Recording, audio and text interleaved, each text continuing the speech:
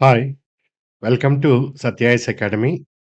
So, ఏపీపీఎస్సీకి సంబంధించి ముఖ్యమైన డెవలప్‌మెంట్ అండి ఇది.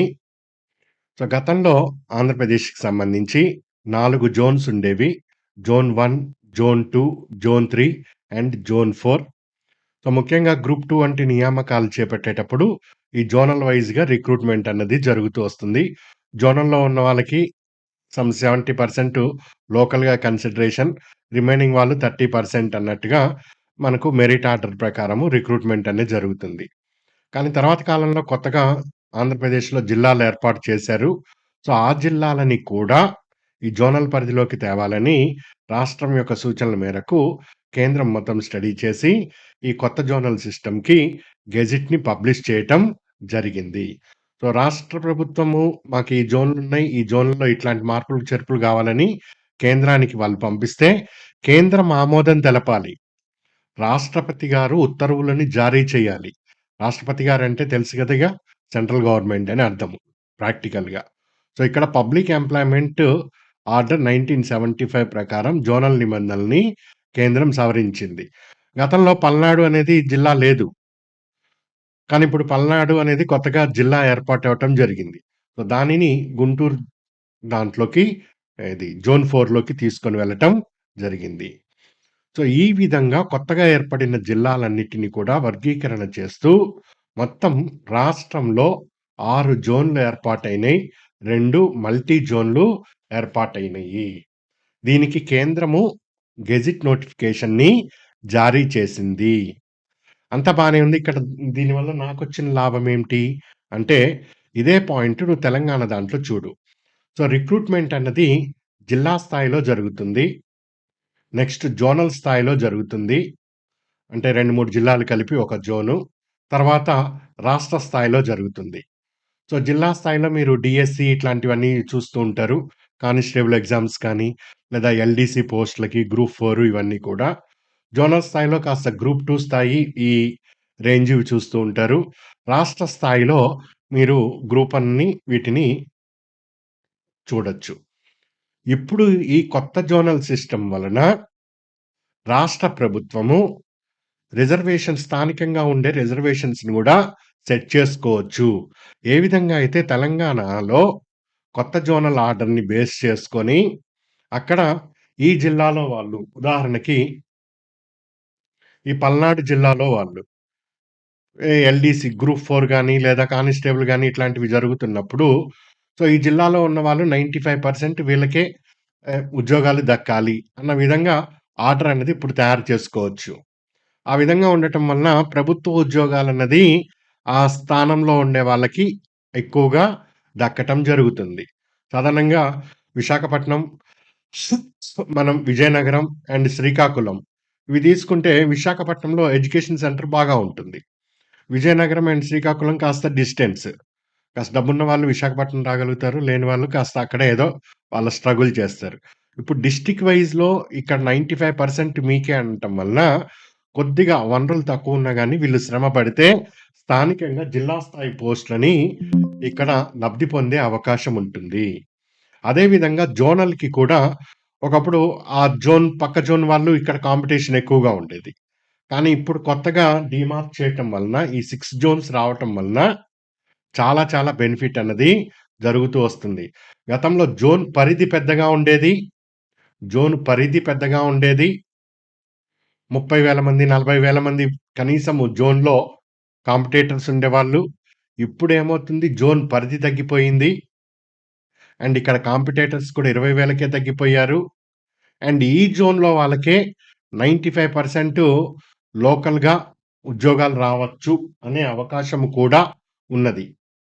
అదే విధంగా గ్రూప్ 1 ఒకప్పుడు స్టేట్ లెవెల్. శ్రీకాకుళం నుంచి ఇటు చిత్తూరు వరకు కూడా మొత్తం ఒకటే. ఇప్పుడు దీని వలన ఏమవుతది మల్టీ జోన్స్ 2 ఉండటం వలన ఇక్కడ ఉండే వాళ్ళందరికీ, వీళ్ళ మధ్యే పోటీ ఉంటుంది. సో, మొత్తం మల్టీ జోన్‌లో ఉండే వేకెన్సీస్‌లో 95% వేకెన్సీస్ వీళ్ళకే దక్కుతాయి. సో, 95% వేకెన్సీస్ వీళ్ళకే దక్కుతాయి. సో, దీనివల్ల గ్రూప్ 1 కానీ, గ్రూప్ 2కి గాని, గ్రూప్ 4కి కానీ సో, తెలంగాణలో ఏ విధంగా అయితే బెనిఫిట్ జరుగుతున్నదో నిరుద్యోగులకి, అట్లాంటి బెనిఫిట్టు జరగటానికి ఇప్పుడు అవకాశం ఆంధ్రాకి ఏర్పడింది. ఇప్పుడు కేవలము కేంద్ర ప్రభుత్వము ఒక గెజిట్ మాత్రం రిలీజ్ చేసింది. కేంద్రం ఆ గెజిట్ మాత్రం రిలీజ్ చేయగలుగుతుంది. మిగిలినది అంతా కూడా రాష్ట్ర ప్రభుత్వం దగ్గరికి ఆ గెజిట్ వచ్చిన తర్వాత రాష్ట్ర ప్రభుత్వము ఇలాంటి నిబంధనలని రూపొందించుకోవచ్చు. ఎలా అయితే ఇప్పుడు ప్రెజెంట్ తెలంగాణలో ఉందో అటువంటి నిబంధనలని రూపొందించుకొని, ఆ నిబంధనలకి రాష్ట్ర శాసనసభ ఆమోదం పొందించుకొని, చట్ట రూపంలోకి మార్చి, అప్పుడు ఆ నిబంధనలని అమలు చేసుకోవచ్చు. మెయిన్ ఇక్కడ పెద్ద పని ఏమిటి అంటే, కేంద్రం ఆమోదం తెలపటమే పెద్ద సమస్య ఈ జోన్‌లకి. ఇప్పుడు కేంద్రం ఆమోదం తెలిపింది, అంతా సవ్యంగా ఉంది కాబట్టి, ఇక రాష్ట్ర ప్రభుత్వము తమ పని ప్రశాంతంగా చేసుకోవచ్చు. ఇక రాష్ట్ర ప్రభుత్వం చేతుల్లో ఉన్నది. సో, చాలామందికి స్థానికంగా ఉండి, స్థానికంగా బెనిఫిట్ పొందాలి అంటే, తెలంగాణలో ఏ విధమైన సిస్టమ్ నడుస్తుందో జోనల్‌లో ఓపెన్‌గా ఇచ్చేసాం. 95% లోకలే. 95% లోకలు, 95% బ్రహ్మాండంగా గవర్నమెంట్ జాబుల్లో అవకాశం పెరుగుతుంది. సో, ఇట్లాంటి మల్టీ జోన్‌ను చేయాల్సిన అవసరం ఇక్కడ ఏర్పాటుకి కూడా ఇదే రీజను. అంతకుముందు సింగిల్ జోన్ ఉండేది. గ్రూప్ 1 ఎగ్జామ్ రాయాలంటే సింగిల్ జోన్ ఆంధ్రప్రదేశ్ మొత్తం. ఇది విభజన తర్వాత కూడా. ఇప్పుడు మల్టీ జోన్ అని 2గా కేంద్రం నుంచి రావటము సిగ్నల్ మనం పరిగణించొచ్చు. అంటే రాష్ట్ర ప్రభుత్వం ఇట్లాంటి తెలంగాణలో ఏదైతే జరిగిందో అలాంటిదే గ్రూప్ 1కి కూడా తీసుకొనొచ్చే అవకాశం ఉన్నది. గ్రూప్ 2 వీటిలో కూడా అవకాశం ఉన్నది అని అర్థమవుతున్నది.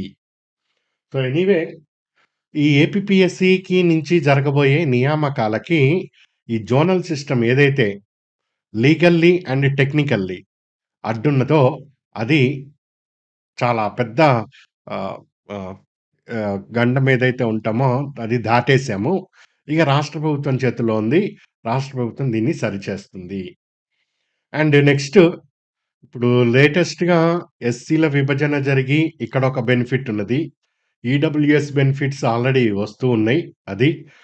దాని తర్వాత మధ్యలో ఈ రిటైర్మెంట్ బెనిఫిట్స్ అన్నది రిటైర్డ్ అయిన కొత్త ఉద్యోగులు అది వెళ్ళిపోయిన వాళ్ళ ప్లేస్‌లో కొత్త వాళ్ళని ఇంకా తీసుకోలే.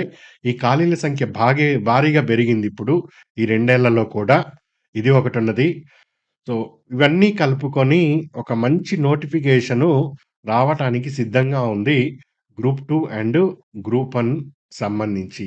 అదేవిధంగా ఎండోమెంట్‌కి సంబంధించి కూడా మంచి నోటిఫికేషన్ ఉంది. అదేవిధంగా వివిధ డిపార్ట్‌మెంట్‌ల నుంచి కూడా వస్తాయి. బట్ మన మెయిన్ ఫోకస్ మన స్టూడెంట్స్‌కి మన ఇన్‌స్టిట్యూట్ నుంచి చేసేది group 2, group 1 and endowment. So, అవకాశం బాగుందండి.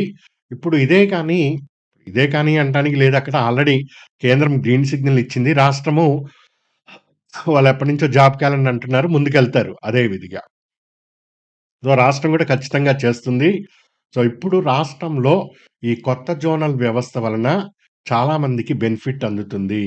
ఒకప్పుడు 1 మార్క్ వలనో, లేదా 5 మార్కుల వలనో, లేదా ఇంకో కారణం చేత మిస్ అయిన వాళ్ళు ఈసారి జాబ్ బ్రహ్మాండంగా ఒకటి కాంపిటీషన్ ఆ జోన్ పరిధిలోనే ఉంటుంది. అండ్ జోన్‌లో రిజర్వేషన్ పరిధి పెరగటం వలన వీళ్ళకెక్కువ పోస్టులు వస్తాయి. అండ్ అవకాశాలు గూడా విస్తృతమవుతాయి. వినియోగించుకుంటామా లేదా? ఇప్పుడు అప్పటికి ఇప్పటికి ఏముంటది? ఇంకొక 1000 పోస్టులు పెరిగినాయి అనుకుందాం. ఏముంటదండి? ఏముండదంటే అట్లా మనం లెక్కేస్తే ఏమి ఉండదక్కడ. ఇప్పుడున్న నిరుద్యోగతకి 1000 పోస్టులు ఎక్కడికి జాలవు. అది తెలిసిందే. బట్ ఈ 1000 పోస్టులు రావటమే ఇప్పుడు చాలా గగనము. సో, వస్తున్నాయి 1000 పోస్టుల వరకు. వచ్చిన దాంట్లో మన దగ్గర అవకాశం ఉంటే, ఆ అవకాశం అందుకున్నామా లేదా? అంతవరకు మాత్రమే మనం ఆలోచించాలి. ఇదే అవకాశాన్ని నువ్వు 50,000 మందికి ఉన్నది గదా! అనుకుంటే, మనం ముందుకి వెళ్ళలేము. మన ప్రయత్నం మనం గట్టిగా చేద్దామని ఒక పాజిటివ్ కాన్ఫిడెన్స్‌తో వర్క్ చేయండి. సో, బెటర్ అన్నది మీరు చూస్తారు. So, shortly group 1 and group 2 and endowment. దీనికి సంబంధించి ఎవరైతే ప్లాన్ చేసుకున్నారో వాళ్ళు వాళ్ళ ప్రిపరేషన్‌ని స్టార్ట్ చేయండి. మన ఇన్‌స్టిట్యూట్ తరపు నుంచి కూడా ఏమైతే వర్క్ చేయదలిచామో మనము అవి కూడా నేను మీకు ప్లాన్ చేసి తీసుకొని వెళ్తాను. సో, ఫర్దర్ దీని రిలేటెడ్ అడ్మిషన్స్ అవి తీసుకోవాల్సుకున్న వాళ్ళు సో, మన ఈ స్క్రీన్ మీద కనిపిస్తున్న నంబర్‌కి కాల్ చేసి డీటెయిల్స్ తెలుసుకొని అడ్మిషన్స్ తీసుకుంటూ ఉండండి. ఓకే అండి. ఇంకా దీని రిలేటెడ్ ఏదైనా అంశాలు ఉంటే నేను తప్పకుండా కమ్యూనికేట్ చేస్తాను. సో, ఇప్పుడు కేంద్రం గెజిట్ మాత్రం ఇచ్చింది. ఈ డెవలప్‌మెంట్స్ ఇట్లాంటి డెవలప్‌మెంట్స్ అన్నీ ఇక రాష్ట్రం పరిధిలోకి రావాలి. రాష్ట్రం చూసుకుంటుంది. ఇవన్నీ చక్కగా అయిపోతే షార్ట్‌లీ 1 ఆర్ 2 మంత్స్‌లో మనము మంచి నోటిఫికేషన్ గూడా చూస్తాము. గ్రూప్ 1 అండ్ గ్రూప్ 2 కూడా. ఓకే అండి. All the best. Hope for the best. పాజిటివ్‌గా ఉండండి. మంచి జరుగుతుంది. గుడ్ లక్ అండి అందరికి.